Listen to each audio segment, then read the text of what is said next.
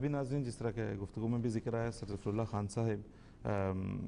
نے جو ہے وہ پاکستان کے قیام کے سلسلے میں جو خدمات سر انجام دی ہیں، ان کا اکثر ذکر پروگرام میں رہتا بھی ہے، انشاءاللہ تعالی آج بھی ہوگا، آئندہ بھی رہے گا۔ اور دوسری بات یہ ہے کہ حضرت مسلم موعود رضی اللہ تعالیٰ عنہ کی جو بصیرت افروز رہنمائی تھی، اس سے بھی جس طرح سے قائد اعظم محمد علی جناح صاحب نے فائدہ اٹھایا، استفادہ کیا اور اس کے نتیجے میں ایک ملک حاصل کیا مسلمانان ہند کے لیے، اس پہ آج بھی بات ہوگی، آئندہ بھی انشاءاللہ رہے گی۔ آج ہم آپ کو سنانا چاہتے ہیں ایک انٹرویو، کیونکہ سر ظفراللہ خان صاحب ان لوگوں میں سے تھے جنہوں نے پاکستان کے قیام میں کلیدی کردار ادا کیا ہے۔ مسٹر محمد علی جناح قائد اعظم کے نام سے جنہیں ہم جانتے ہیں، لیاقت علی خان صاحب اور سر ظفراللہ خان صاحب ایسے لوگ تھے جنہوں نے کہ کلیدی کردار ادا کیا پاکستان کے قیام میں۔ تو اس سلسلے میں ہم نے ظاہر سوچا کہ کسی ایسے شخص سے بات کی جائے جو انہیں بڑے قریب سے جانتا بھی ہو اور ان کو بحیثیت ایک شخص بھی جانتا ہو، بحیثیت ایک اسٹیٹس مین بھی جانتا ہو۔ تو ہم نے بات کی اشرف لیاقت علی خان صاحب سے، جو کہ پاکستان کے پہلے وزیر اعظم نوابزادہ لیاقت علی خان صاحب کے صاحبزادے ہیں، کراچی میں مقیم ہیں ان دنوں۔ تو وہ اس وقت جب کہ سر ظفراللہ خان صاحب انٹرنیشنل کورٹ آف جسٹس میں کے صدر کے طور پہ خدمات سر انجام دے رہے تھے دی ہیگ میں، تو اسی وقت دی ہیگ میں ہالینڈ میں جو پاکستان کی سفارتکار تھیں وہ بیگم رانا لیاقت علی خان تھیں۔ تو یہ فیملی ظاہر ہے بڑے قریب سے سر ظفراللہ خان صاحب کو جانتی ہے۔ اشرف لیاقت علی خان صاحب سے جو ہماری گفتگو ہوئی ناظرین، وہ ریکارڈڈ اس وقت ہم آپ کی خدمت میں پیش کر رہے ہیں۔ جی السلام علیکم اشرف لیاقت علی خان صاحب۔ وعلیکم السلام آصف صاحب۔ جی اشرف صاحب، میں آپ سے پوچھنا چاہتا ہوں کہ سر ظفراللہ خان صاحب کے ساتھ آپ کی جو یادداشتیں ہیں وہ کس دور کی ہیں؟ اچھا، مین جو ان کے ساتھ جو تھا وہ تھا جب وہ میری والدہ ہالینڈ میں تھیں ایمبیسڈر، اور ظفراللہ صاحب تھے انٹرنیشنل کورٹ آف جسٹس کے جسٹس۔ تو ان زمانے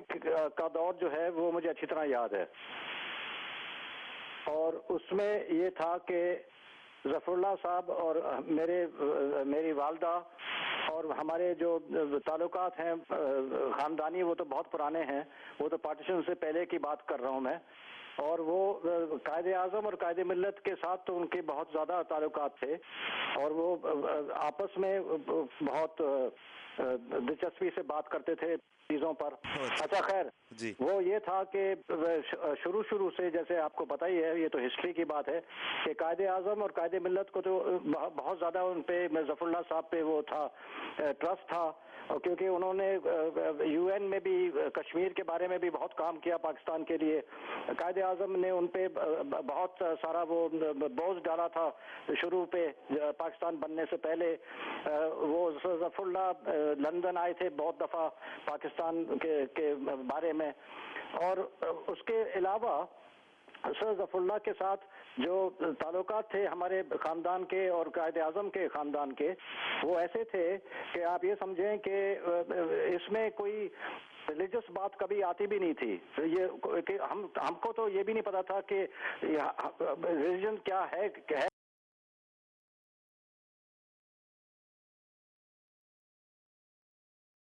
کیا، کیونکہ قائد اعظم یہ کہتے تھے کہ جی بات یہ ہے کہ ہمیں تو انسان دیکھنا ہے، ہمیں ریلیجن سے تو خیر ظاہر ہے ہم مسلمان ہیں جو بھی ہیں، لیکن ہمیں انسانیت کی بات کرنی ہے، جو انسان کے لیے کام کرتا ہے، اور ملک کے لیے ظفراللہ صاحب نے بہت کام کیا، اس پہ زیادہ زور ہوتا تھا ہمارے گھر میں۔ اور اس کے علاوہ میں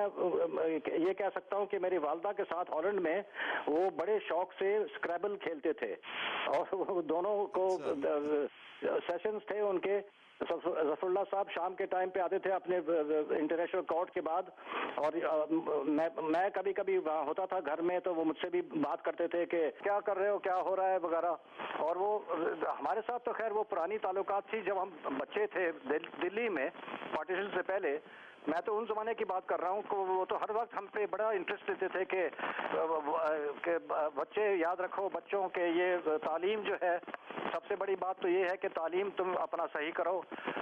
کیونکہ بعد میں دنیا میں یہی ایک چیز ہوگی جو تمہارے پاس جو کوئی چھین نہیں سکتا تم سے۔ اور یہ بھی قائد اعظم بھی یہی چیز کہتے تھے ہم سے کہ بچوں تعلیم بہت ضروری ہے، یاد رکھو، اسکول میں تم اچھی طرح کام کرو، اس کے بعد جو بھی اب تم کرو گے تو تم صحیح طریقے سے کر سکو گے، تعلیم کا بغیر کچھ بھی نہیں ہو سکتا۔ جی تو یہ چیزیں مجھے یاد ہے، ظفراللہ نے بھی بتائی مجھے، قائد اعظم نے بھی بتایا مجھے، ظاہر ہے میرے والد نے تو خود بھی بتایا تھا مجھے، وہ تو ظاہر ہے وہ کسی اور تو کہہ نہیں سکتے تھے۔ اس کے علاوہ ظفراللہ صاحب کا یہ تھا کہ وہ بچوں کے ساتھ، اور جیسے ہم تھے ینگسٹرز جو ہم کہہ سکتے ہیں،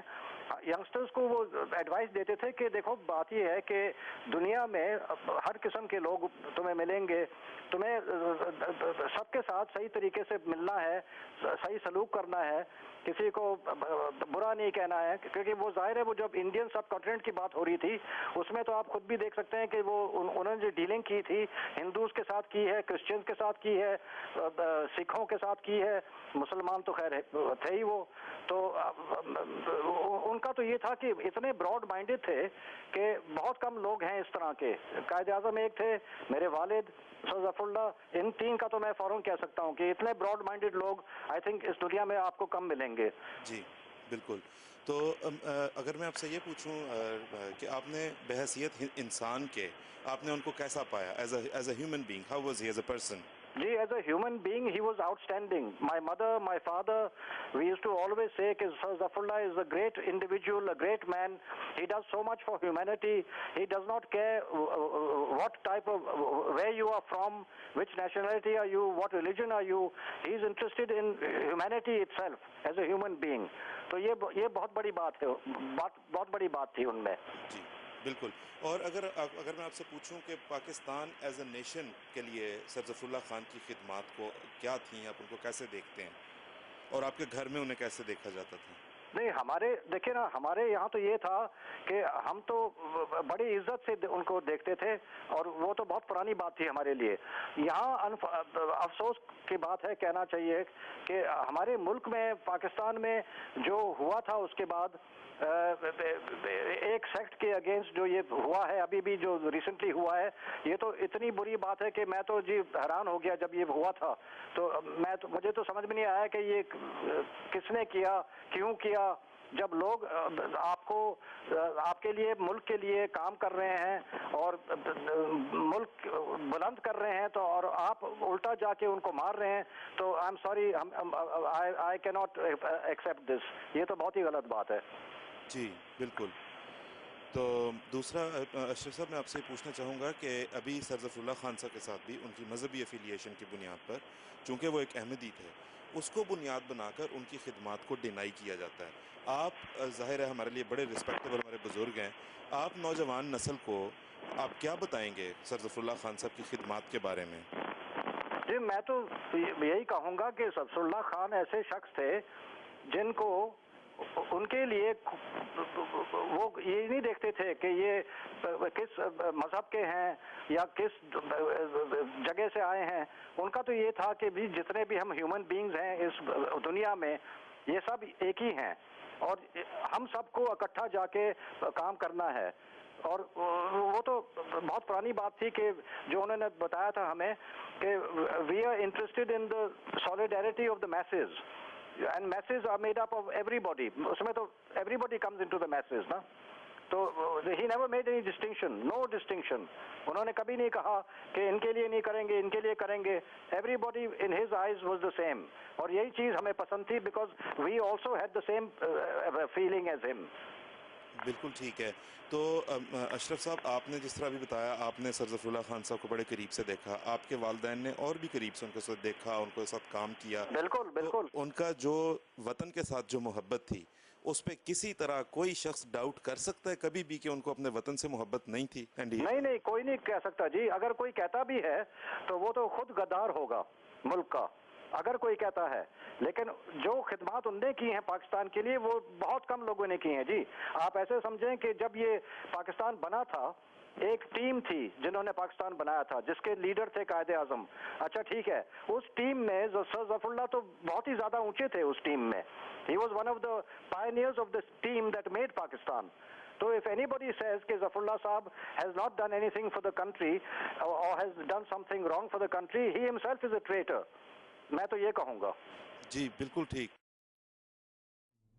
یہ تھی ناظرین وہ گفتگو جو اشرف لیاقت علی خان صاحب کے ساتھ ہوئی، جو کہ نوابزادہ لیاقت علی خان صاحب پاکستان کے پہلے وزیر اعظم کے بیٹے ہیں، اور وہ اپنے خیالات کا اظہار کر رہے تھے۔ آئندہ پروگرامز میں ہم کچھ اور لوگوں کے بھی خیالات آپ تک پہنچاتے رہیں گے جو بتائیں گے کہ پاکستان کہ قیام میں، پاکستان کے استحکام میں جماعت احمدیہ کتنا نمایاں اور کتنا قابل قدر کردار ادا کرتی رہی ہے اور کرتی چلی جا رہی ہے اللہ کے فضل سے۔